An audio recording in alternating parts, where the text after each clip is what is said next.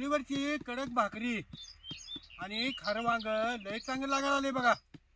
हो, सारावर भाकरी भाजली का नाही की खातान मग गुळचाट लागत्या.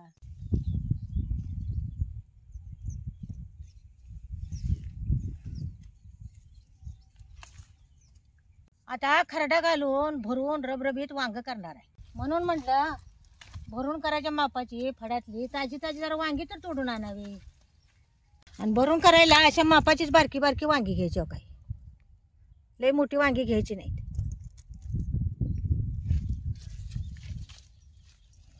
एक दिवस आडानं वांगी तोडतोय त्यानं जरा वांगी हुडकूनच घ्यायला लागतात. मग असं प्रत्येक थापा खालवर खालवर करूनच वांगी तोडायला लागते.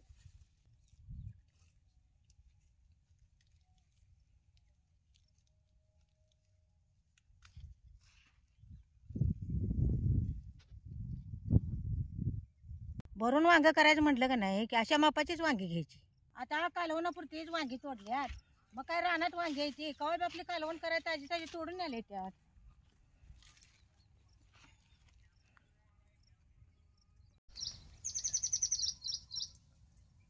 वांगे जरा भाजून खिसून खोबरं घालणार आहे. मग खोबरं भाजायला चूल पिटवून घेतो. वाळलं खोबरं भाजायचं म्हटलं का नाही त्याला आर पाडूनच भाजायला लागते. जाळ्यात टाकलं की नाही त्याला तेल सुटते आणि लगेच भाजते जळतंय. आता आर पडला या आरातच ते खोबऱ्याची वाटी भाजून घेतो. आता आरात खोबरं भाजूस तर जरा वांग करायला सौदा जरा घेतो. भाजलेल्या शेंगदाण्याचं एक वाटी कूट आणि वल्ल्या मिरचीचा खरडा जरा बारीकच करून घ्यायचा आणि हळद आणि मीठ. आता खोबरं भाजले का बघतो की आरात. हो, काय कसं खोबरं भाजले काय इकडे भाजले न का इकडे भाजले कसं. असं या बारक्या किसण्याने जे खोबरं असं किसून घ्यायचं. बारक्या किसण्याने जर खोबरं किसला तर पाट्या मग वाटायला लागत नाही, त्याचा किस बारीक पडतो.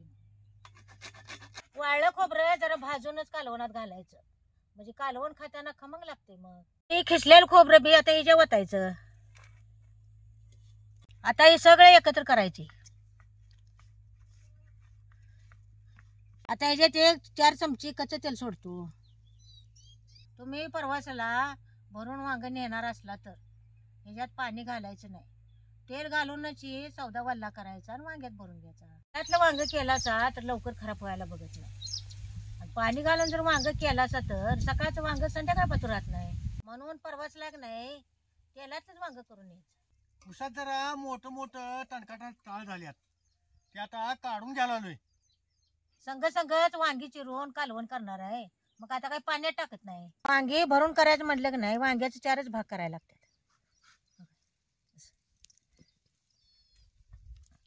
आणि शेरगाव काटा वांगी बघितलं का हिरवीगार आहे. त्याला काट कसं आहेत बघा. ही देंड किती लांबडे आहेत बघा. ही देंड लय काढायचीच नाही, असं जरा देंड ठेवायचीच.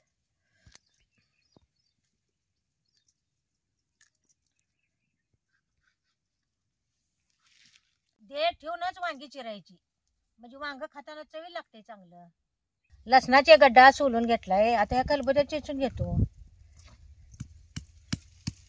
वांग्याच्या कालवणाला असं लसूण जरा नाही बारीक चिचून घालायचं.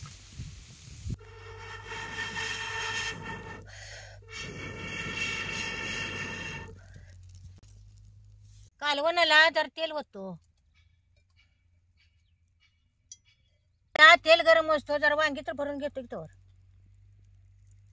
असं बोटानं दाबून दाबून वांग्यात सौदा चांगला भरून घ्यायचा. असा सौदा वांग्यात भरून घेतला तर कालवणात सौदा यातला बाहेर येत नाही. मग असा वांग्यात सगळा सौदा भरून घ्यायचा. आता राहिलेला सौदा जर तेलात भाजून घ्यायचा. आता ह्याच्यात एक अर्धा चमचा जिरं टाकतो. आता हे चेचलेलं लसूण बी आता हे तेलात टाकायचा. लसूण जरा लालसर वस्तू तेलात असं जरा खालवर करून घ्यायचा. राहिलेला सौदा आता तेलात जरा भाजून घ्यायचा.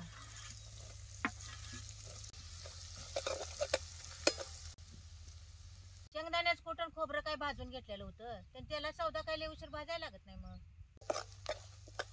ते कसा लालसर सौदा तेलात झालाय बघा. आता हे भरलेली वांगी आता हे टाकायची.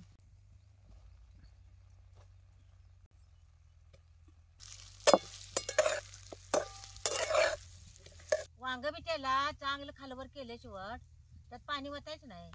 आणि आता वांगी कशी तेलात चांगली भाजली आहेत बघा. आता रबरबीत वांग करायचं आहे म्हणल्यावर जरा पाणी घालतो.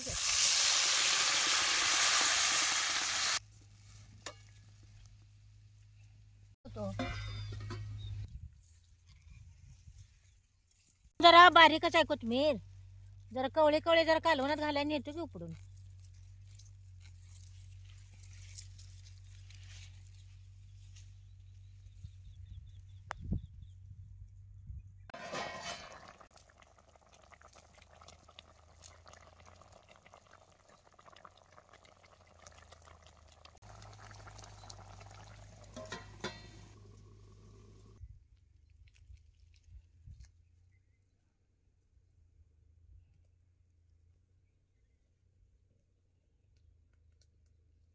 जरा वांग शिजले का बघतो की.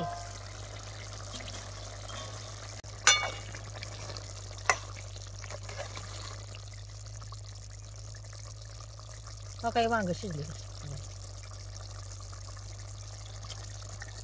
वांग बी लय शिजवायचं नाही, जरा वांग कच्च्यावर ठेवायचं म्हणजे तोडून खायला चांगलं लागते. आता वांग शिजले, आता भाकरी करून घेतो.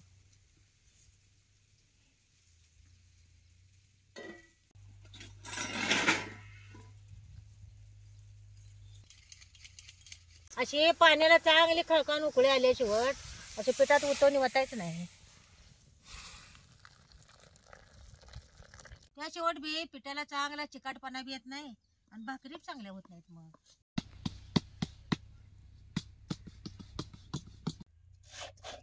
आता ही मागची बाजू भाजली, आता आराला पुढची बाजू भाजून घ्यायची. जरासा आर उकडायचा आणि आराला भाजून घ्यायची.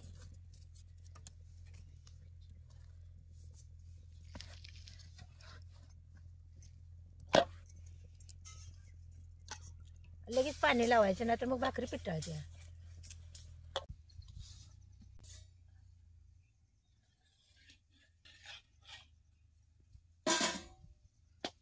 आता हे आराव कशी भाकरी भाजल्या बघाव, काही कठीण झाल्या कशी बघितलं का आराव भाकरी.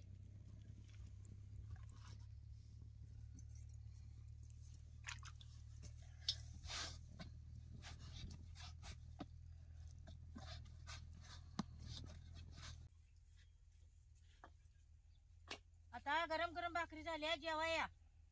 होय ग, भूक लागली आता, जरा वाढ.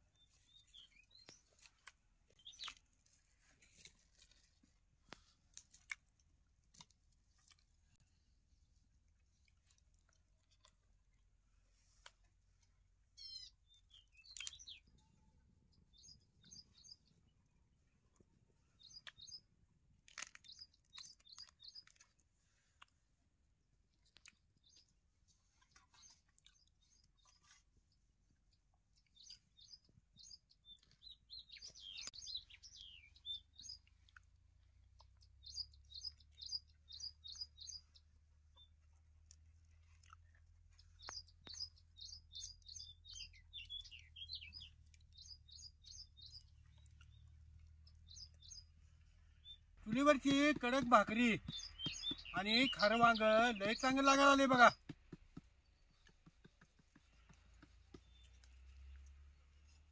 सारावर भाकरी भाजली का नाही की खाताना मग गुळचाट लागत्या. ग तू बी संग संग घे की ग. काय एवढी भाकरी भाजल्यावर मी बी घेते की संग संग.